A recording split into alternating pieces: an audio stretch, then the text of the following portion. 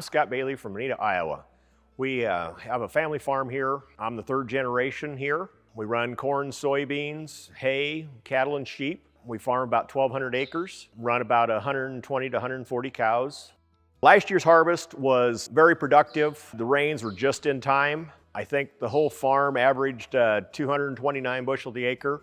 That's off of just shy of 400 acres of corn.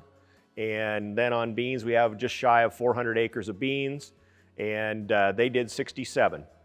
And it's all off of yield data off the combine, and we've got a digital scale, so we know exactly what we had. And my dad likes to enter all the stuff in the computer, and he came out the next morning after he got done with it, and I said, "Do you ever think you'd see that in your lifetime?" And he goes, "No."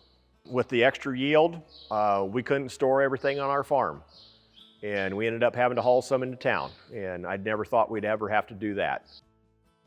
We forward sell to our local co-op here in town, United Farmers Co-op. This time of year in April and May, I'll be selling for January and March of next year already what we'll have in the bin. It works good, but you're never gonna hit the home run of selling everything for the top dollar, but you wanna make sure that it's break-even price that you're getting and covering all your costs.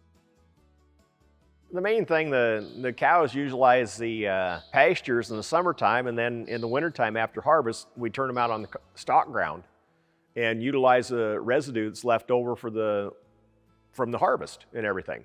We benefit from doing that. We reduce the amount of hay and everything else that we got to feed our cows and our sheep too. Usually, everybody plants corn first. We've got some neighbors have been planting their beans first.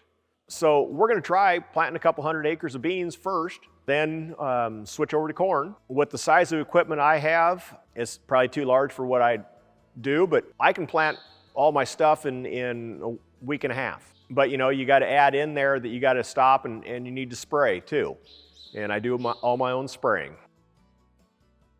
Our soil moisture, we're in better shape than we were a year ago. I think our soil profile is pretty full right now. That's kind of based off of the tile lines running out. So at least we know that we've got water. We variable rate our fertilizer based off of our soil samples and our previous yield data, our soils and everything. And then once we get all that and we know how much we need, then we go ahead and usually buy it in end of December, 1st of January. Our local supplier will go ahead and have it on hand. When I get ready to start running, they start delivering it.